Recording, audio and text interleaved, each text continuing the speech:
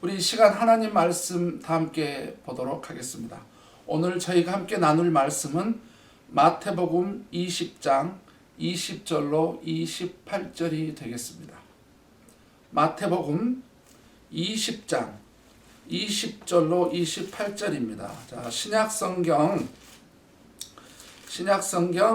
33페이지가 되겠습니다. 신약성경 33페이지, 신약성경 첫 번째 성경인 마태복음 20장 20절로 28절인데요. 제가 여러분들에게 봉독해 드리도록 하겠습니다.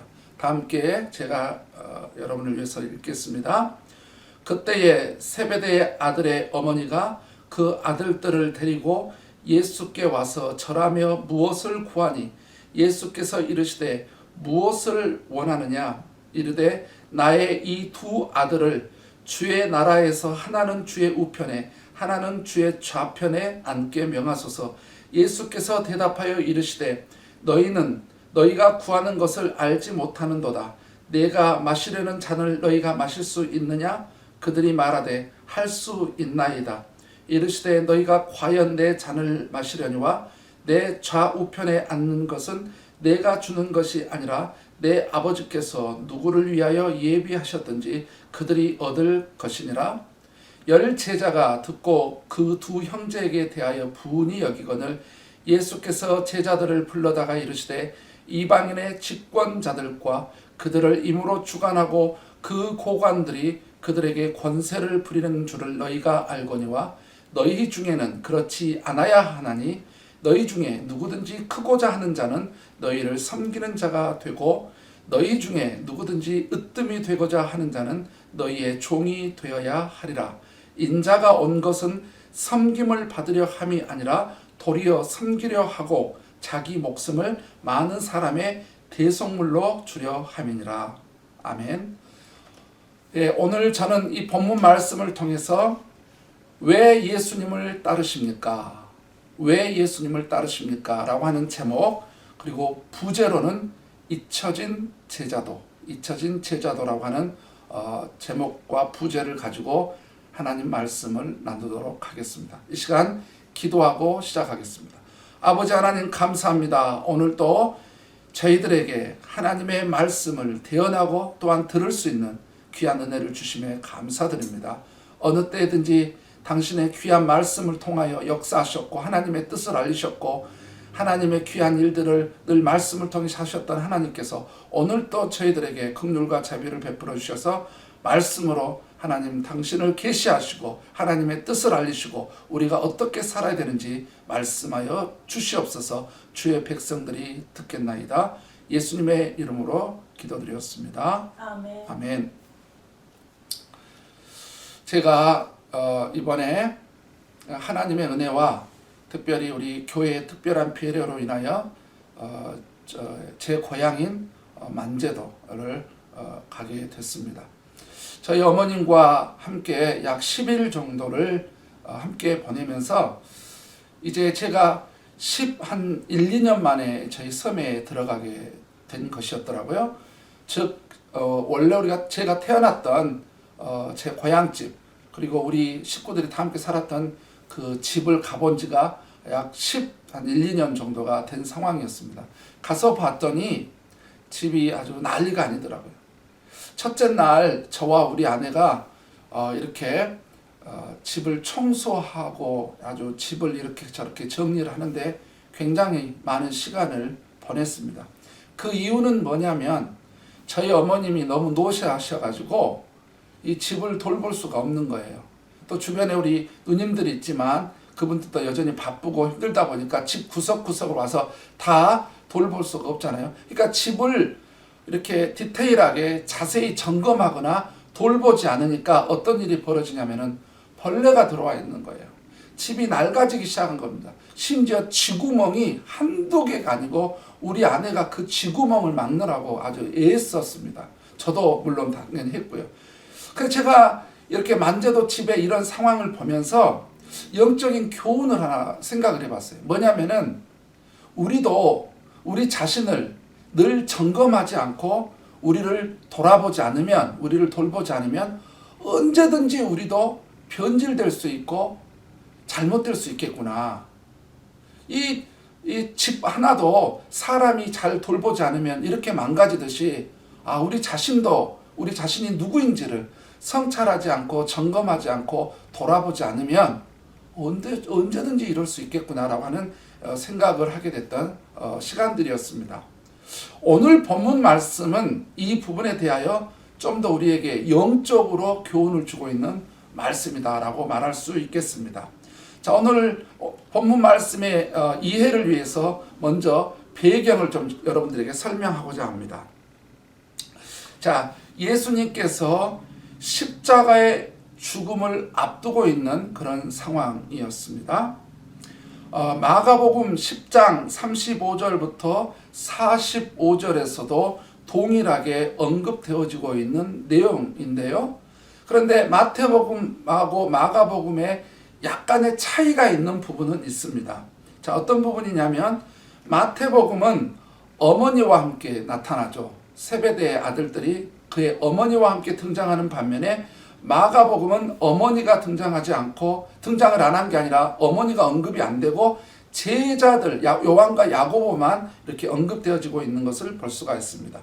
또한 마태복음을 보면 무엇을 구하냐 할 때 무엇으로 되어 있는데 마가복음에는 뭐라고 되어 있냐면은 우리가 원하는 것, whatever we want 이렇게 돼서 우리가 원하는 것으로 이렇게 되어 있지요.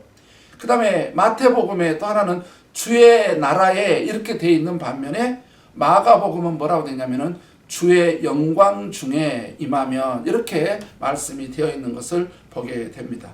자, 이 두 말씀, 마태복음과 마가복음의 이 두 말씀을 이렇게 연결해서 같이 통합해서 이렇게 보면 여하튼 어머니와 이 두 아들이 연대를 했습니다. 심지어 요한과 야고보의 어머니인 살로메는 어떻게 됐습니까? 아주 절까지 했습니다. 예수님 앞에 와서 절까지 하면서 자기 아들들의 장래에 대하여 청탁을 하고 요청을 하고 있는 모습을 볼 수가 있지요. 자, 이제 이 내용을 간단하게 요약을 하면 이런 겁니다. 예수님을 정치적 메시아로 오해했던 요한과 야고보는 예수님께서 당신의 왕국을 통치하는 왕이 되셨을 때 자신들을 가장 영향력 있는 관료로 써줄 것을 예수님께 부탁을 하고 있는 사건입니다. 청탁을 하고 있죠. 요청을 하고 있는 겁니다.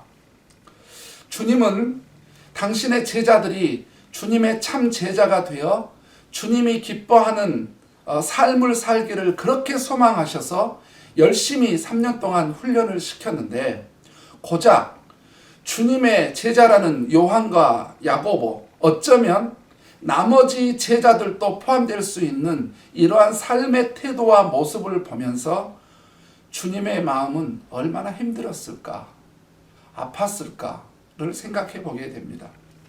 25절부터 28절까지의 말씀을 보면 당시 제자들의 관심이 무엇이었는지를 알 수 있을 것 같습니다. 아마도 이들은 세상적으로 권세와 권력을 가지고 백성들 사이에서 군림하고 살아왔던 집권자들과 고관들을 꽤나 부러워하고 흠모했던 것 같습니다. 우리는 이들을 보면서 이러한 질문을 할 수 있을 것입니다. 저들이 주님의 제자가 맞는가? 왜 저들이 저렇게 변질이 되었지? 라고 말입니다. 그렇다면 우리는 어떻습니까? 우리는 어떻습니까? 저는 여러분께 질문을 해보기를 원합니다. 여러분은 왜 예수님을 따르십니까?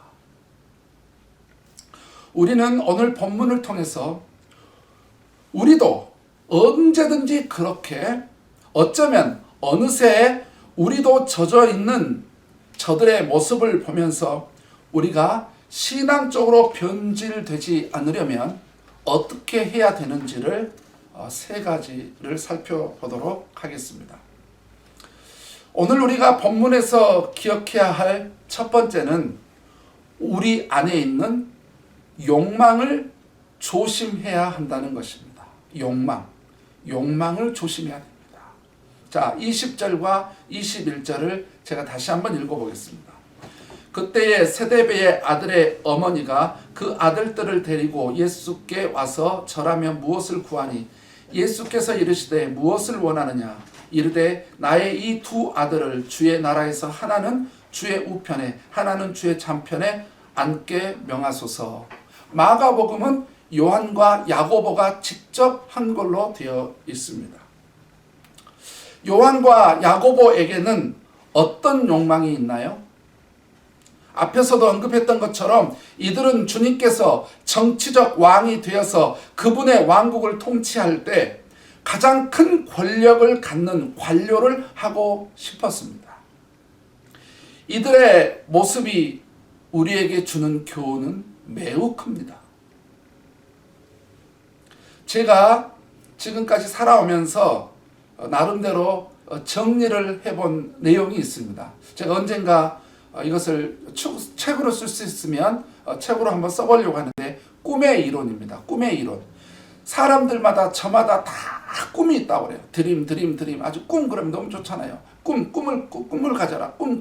얼마나 꿈에 대해서 말을 합니까? 그런데 제가 이것을 세속적 학문이나 성경을 통해서 이렇게 이것을 좀 제가 나름대로 정리를 한 적이 있습니다. 그리고 나름대로 제가 기회가 있을 때 이런 것을 종종 가르친 경우도 있었는데요. 사람들이 꿈이라고 할 때는 이 드림, 꿈이라고 할 때는 거기에 세 가지가 있는 것을 저는 보게 됐습니다. 첫 번째가 뭐냐면은 자기 자신 안에서 나오는 겁니다. 그게 결핍의 문제든 아니면 어떤 욕심이든 아니면 그게 어떤 자기가 어떤 집착하는 거든 어떤 형태로든 자기 내면에서 자기 자신에게서 나오는 것인데, 이것은 쾌락주의의 근간을 이루고 있는 욕망이지요. 부자가 되고 싶고 더 많은 소유를 하고 싶고 이것도 하고 싶고 저것도 하고 싶고 이것도 하고 싶고 자기 자신에게서 나오는 것, 욕망, 쾌락주의의 근간을 이루고 있는 것.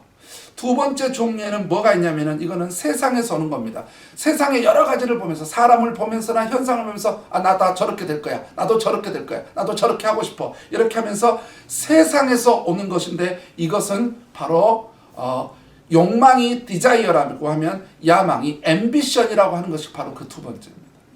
야망입니다. 야망. 바로 이 야망이 우리 내면에서 어떻게 작용하고 있냐면은 성공지상주의를 꿈꾸게 됩니다. 그래서 성공지상주의의 근간이 바로 이 야망이죠. 야망. 세 번째는 꿈이 있습니다. 무슨 꿈이냐면은 영어로 비전이라고 말합니다. 이거는 어디서부터 오냐면은 자기 자신에게서 온 것도 아니고 외부에서 세상에서 온 것도 아니고 하나님께로부터 오는 것입니다. 그래서 여러분, 비전이라고 하는 말은 함부로 쓰면 안 됩니다. 하나님께로부터 온 거, 하나님께로부터 받은 그 꿈을 가리켜서 우리는 비전이라고 하는데, 이 비전은 하나님의 영광을 위해서 살 것에 대한 근간이요, 하나님께서 기뻐하는 사람이 되고 싶어하는 근간을 이루고 있는 게 바로 이 비전이죠. 여러분에게는 어떻습니까? 어떤 꿈이 있습니까? 그리고 여러분은 어떤 꿈의 종류를 갖고 있습니까? 어쩌면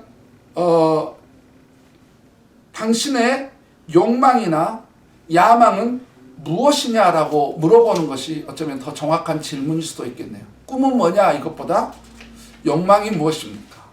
야망이 무엇입니까? 물론 어떤 사람에게는 당신의 비전은 무엇입니까? 이렇게 물어도 볼 수 있을 것 같습니다. 최근에 저에게 깊은 감동을 준 한 분이 있어서 여러분께 소개하고 싶습니다. 저는 우리 가족들에게 이 자료를 보내면서 우리 아이들에게도, 우리 아내에게도 꼭 읽어보라고 보낸 내용 중인데요. 그것은 뭐냐면은 1920년에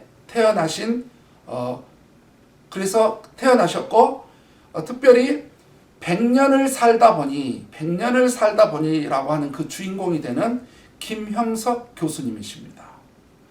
최근에 강연하는 내용도 들어봤고 인터뷰 또는 글에서도 제가 내용을 본 것을 좀 요약한 부분인데요. 특별히 강연을 보면서, 글을 보면서 그분이 아주 유명한 명언들을 많이 남긴 것을 볼 수 있는데, 그 중에 하나가 뭐냐면은 인생의 황금기는 60부터다 라고 했습니다. 소망을 가지십시오.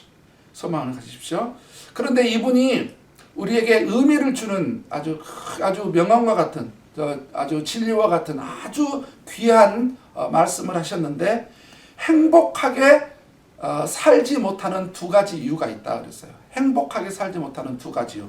첫 번째가 뭐냐면은 정신적 가치를 모르는 것이다 그랬어요. 정신적 가치를 모르는 것.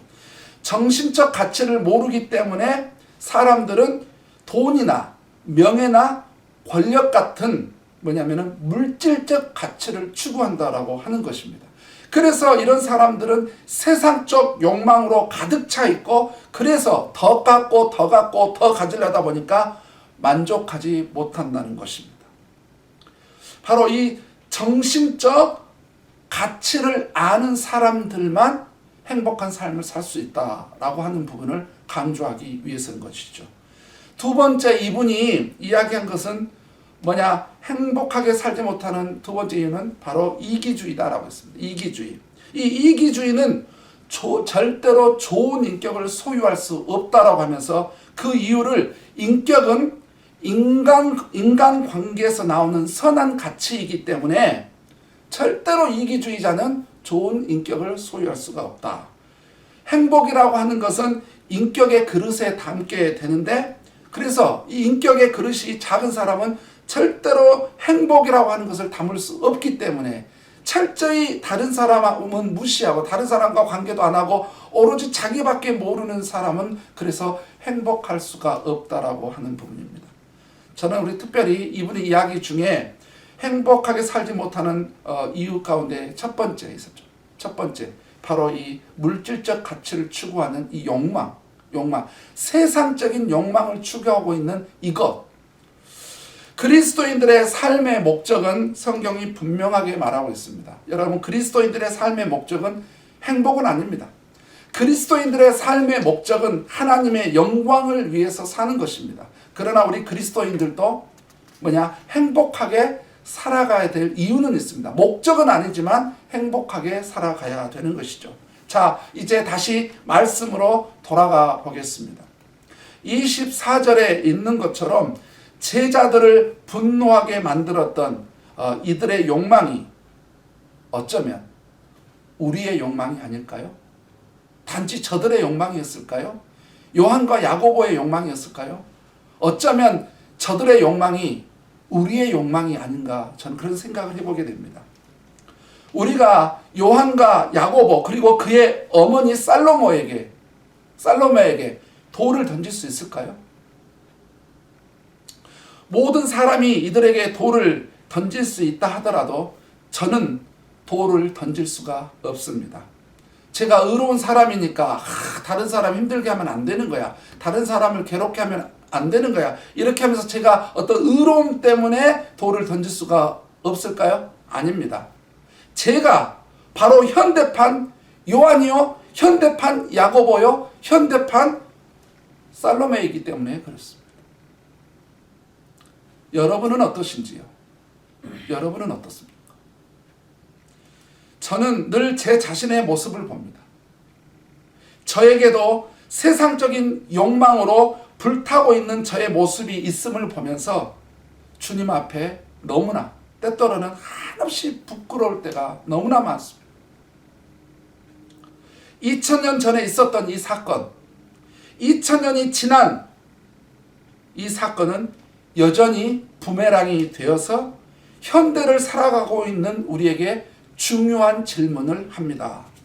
여러분은 왜 예수님을 따르고 계십니까? 두 번째, 우리가 본문에서 배워야 할 것은 우리는 순수한 동기로 주님을 따라야 한다는 것입니다. 순수한 동기로 주님을 따라야 됩니다. 22절을 보면 이런 말씀이 있죠. 너희는 너희가 구하는 것을 알지 못하는도다. 알지 못하는도다. 알지 못하는도다. 저는 저와 여러분께 또 같은 질문을 해봅니다. 우리는 왜 주님을 따르고 있습니까? 요한과 야고보가 왜 이렇게 되었을까요? 제가 영적으로 미성숙할 때, 물론 지금도 미성숙하고요, 제가 무지할 때 여전히 무지하지만 저는 이들에게 비웃음, 즉 조서를 보냈지요. 혀도 찼습니다. 이런 어떻게 이러면서 말입니다. 그런데 저에게도 요한과 야고보의 모습이 있으니 누군가가 저에게 여전히 조서를 보냈겠지요. 예전에 이런 복음성가가 있었습니다. 저와 많은 그리스도인들에게 눈물을 흘리게 했던 찬양입니다.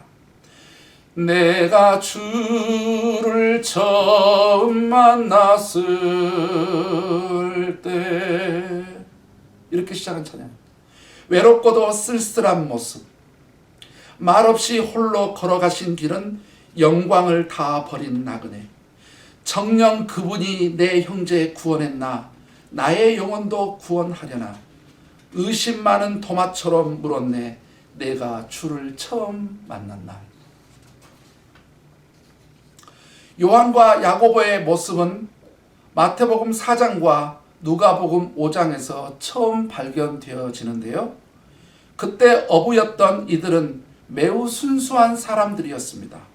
순수성을 소유하고 있었고 순수 자체, 순수 덩어리였습니다.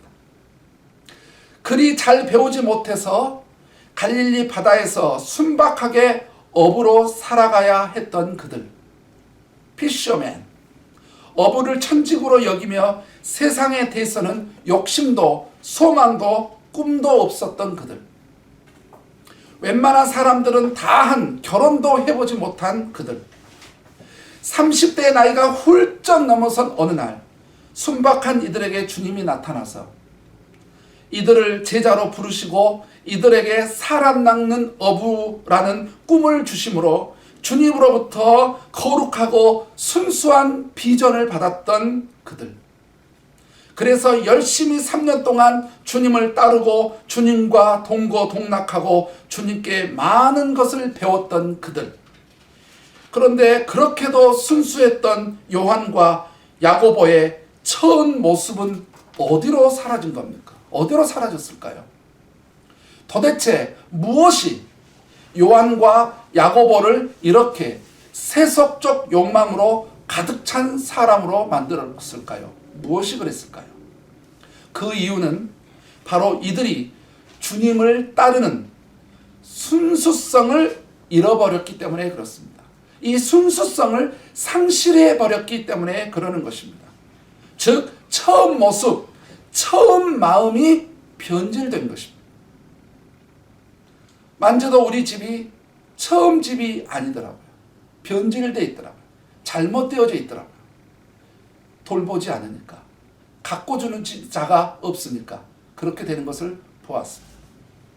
여기서 말하는, 또 제가 말하는 순수성이란 주님을 따르는 순수한 마음과 목적입니다. 주님을 따르는 순수한 마음과 목적. 여러분은 왜 주님을 따르십니까? 왜 주님을 따르십니까? 이 질문은 주님을 따르는 목적이 무엇인지를 우리에게 분명한 답을 할 것입니다. 요한과 야고보도 처음에는 매우 순수했습니다.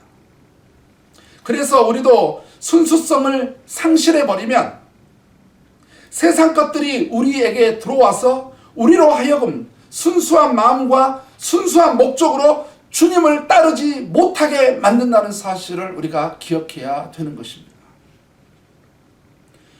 내가 너를 믿고 맡긴 사명, 너는 왜 잊어버렸나? 나만 따르리라 하던 약속, 너는 왜 잊어버렸나? 이런 찬양이 있습니다. 주님을 따를 때 우리는 순수성을 가져야 됩니다. 순수성이 사라졌다면 하루속히 회복되어져야 될 것입니다. 마지막 본문에서 우리가 배워야 할 것은, 우리가 예수님을 따르는 것은 그분의 참 제자가 되기 위한 것이라는 사실입니다. 참 제자. 22절 23절을 제가 읽어드리겠습니다.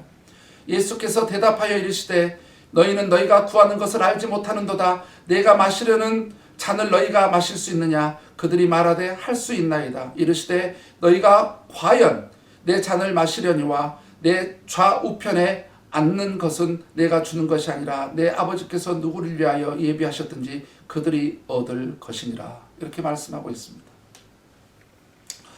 오늘 본문에서 주님은 세상적 명예와 권력을 요구했던 요한과 야고보에게 매우 중요한 질문을 하고 계십니다. 그것은 내가 마시려는 잔을 마실 수 있느냐라고 하는 질문이었습니다. 그런데 이 본문을 보니 요한과 야고보는 주님의 질문에 스스럼도 없이 고민도 없이 yes, 네 라고 곧바로 답변을 하고 있는 모습을 볼 수가 있습니다.